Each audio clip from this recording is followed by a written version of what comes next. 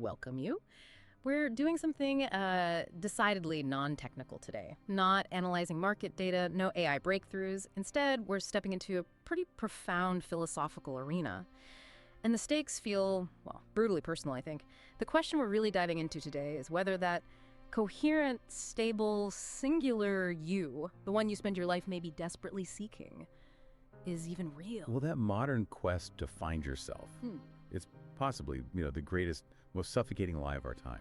It's not really an invitation. It feels more like a tyrannical command. We operate under this delusion that the self is sovereign, unified, waiting patiently somewhere to be excavated, like some lost artifact. But what if, when you finally dig down deep enough, you realize there's nothing singular there to find? Wow. Okay, that is a radical, almost, anxiety-inducing starting point.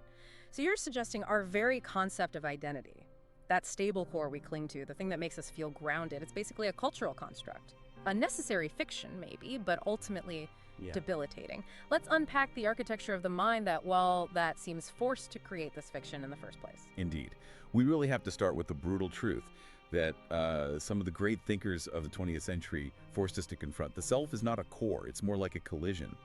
It's a parliament of deeply warring factions, a system of permanent internal conflict that we just mistakenly label me. Right. We're not one person, we are several, and frankly, they rarely agree. Okay, a parliament. So tell us about these combatants in this internal civil war. Who's actually sitting at this table? Right, we have basically three primary combatants. First, there's the Ide.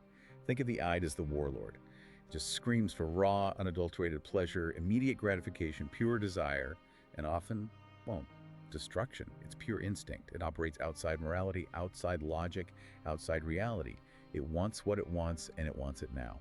That sounds exhausting, just hearing about it and standing opposite this warlord. That would be the superego.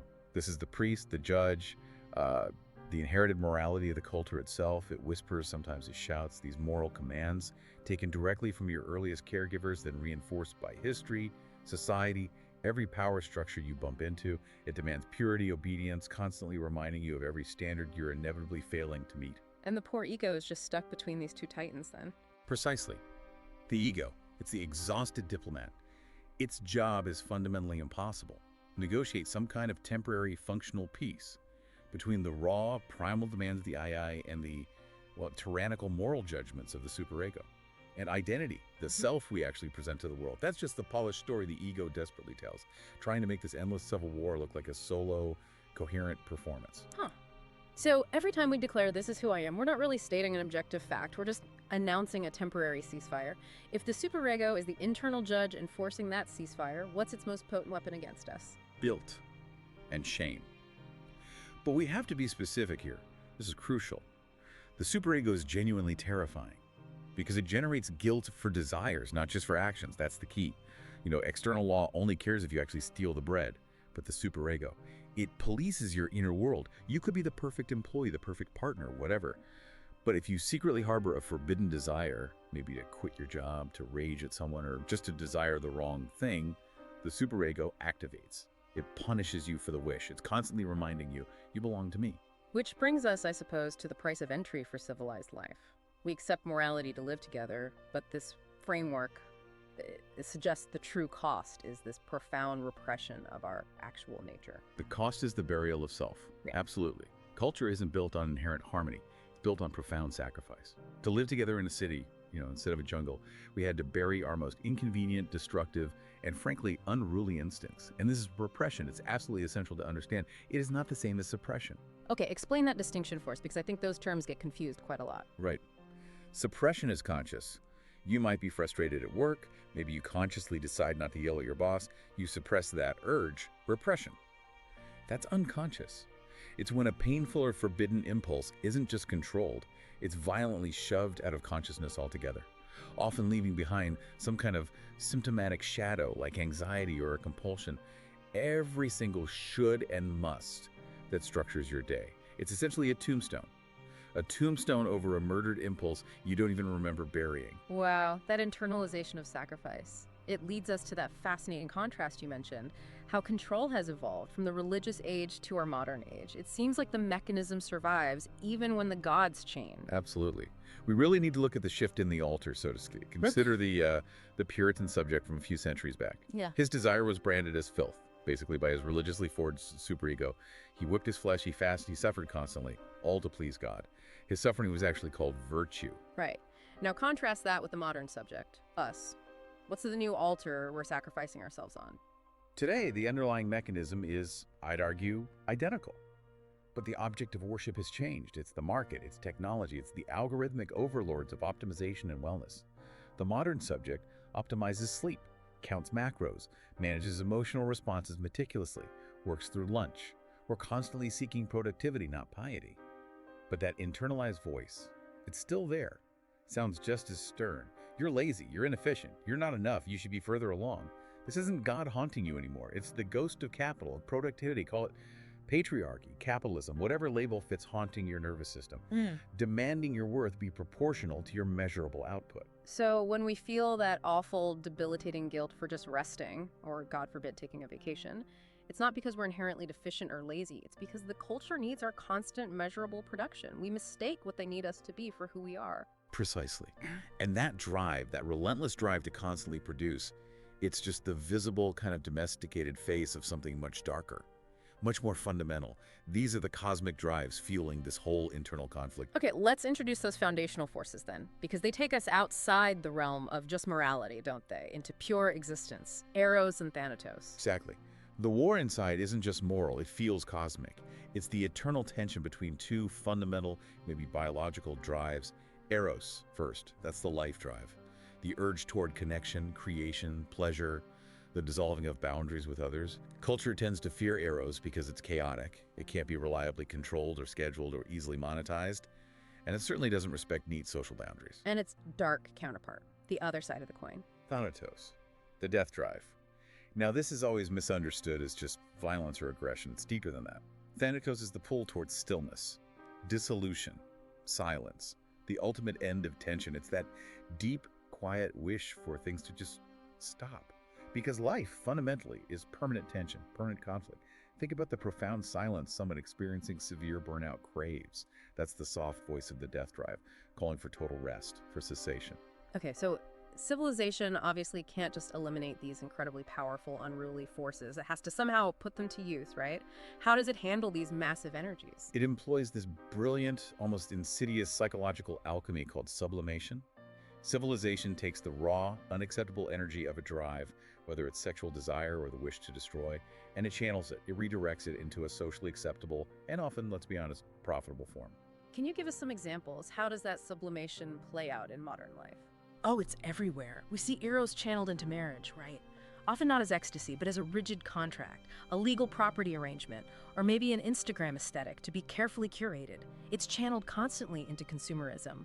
Buy this car, wear this watch, use this cream, and then you will be desirable. And Thanatos, that wish to stop or destroy, that gets channeled into the grind, into hustle culture, relentless productivity. We channel our death wish, that deep urge toward the cessation of conflict, into relentless, often self-destructive achievement, hoping that if we just do enough, maybe we'll finally earn the right to rest, to be still. So the soldier fighting overseas and the person at their desk pushing through extreme fatigue, they could share a common root, this channeling of the impulse to just stop the tension, and that quiet seduction of simply quitting, resting. That gets pathologized as burnout or depression. The psyche is basically begging for mercy. Mercy from the internal war you're forcing it to fight, largely for the benefit of the superego, of the culture. And the real irony here, even modern liberation movements, which are necessary for progress, don't get me wrong, often just force a new kind of performance. We're free to express desire now, sure, but often only if it's legible, consensual, and perfectly curated for public display. Right. The new superego demands visibility and coherence. You can be whatever you want as long as it fits the approved narrative and is, well, dare I say, marketable. The chains are now made of rainbows, perhaps, but they are still chains demanding an optimized performance of self. We maybe mistook liberation for just a new, slightly more permissive set of instructions. Exactly. The Puritan feared hellfire. The modern subject fears being labeled problematic or inauthentic. It's the same paralyzing terror, just a different theology holding the whip. Which brings us, I think, to the final, most radical point here.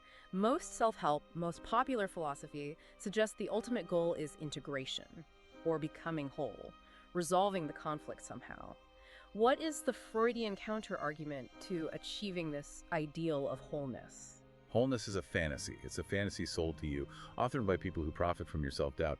The real tragedy of identity culture, as I see it, is that it pathologizes the very conflict that defines life. It tells you the war inside is a sign you're broken, that you need fixing, probably by buying their book or their course. Freud, he never promised peace. He promised self-honesty. But isn't demanding we just accept this eternal, painful conflict? Isn't that just trading one form of tyranny, the tyranny of perfection, for another, like the tyranny of constant anxiety? Yeah. How is that freedom? Because the freedom comes from stopping the pretense. The goal isn't to end the war, because you probably can't. The goal is to stop fighting the war against yourself. The goal is self-honesty, not self-love in that sort of commercial feel-good sense. It means you have to witness your conflicting, messy parts without shame. Look squarely at the screaming id and the stern superego and hold both in your vision simultaneously. Stop calling your legitimate rage toxic. Stop calling your profound fatigue laziness. Stop calling your inconvenient desires shameful. You have to allow yourself to be multiple, to be warring, and ultimately to be alive. That is a demanding kind of acceptance. So when we feel that intense cultural pressure, that constant push to finally be ourselves, we have to ultimately ask, which self? The one the boss rewards, the one Instagram celebrates, the one our most forbidden, secret desire demands. They're all you. And yet none of them are you entirely. You see, you are not simply the warring factions. You are the space between them. You are the tension itself. The glorious, sometimes unbearable conflict. Yeah. And that persistent conflict, it is not a glitch to be fixed. It is the condition of being human. So we need to recognize we're not just fighting our own personal demons, but maybe the demons our culture successfully implanted within us and then convinced us were ours alone, that we were born with them. If belonging, if having a functional identity is the most powerful and maybe the most expensive drug civilization offers, what is the cost of refusing to pay for it with your unedited, contradictory self? Look, civilization will continue to demand your sacrifice. It will demand your hunger, your rage, your inconvenient truth. It asks you to bury them neatly or convert them efficiently into endless productivity or piety or politeness. The real question is, what will you do with the knowledge that the war inside you isn't a sign of sickness, isn't a glitch to be fixed, but is perhaps the very point of being human? That, I think, is the uncomfortable truth we have to leave you with today.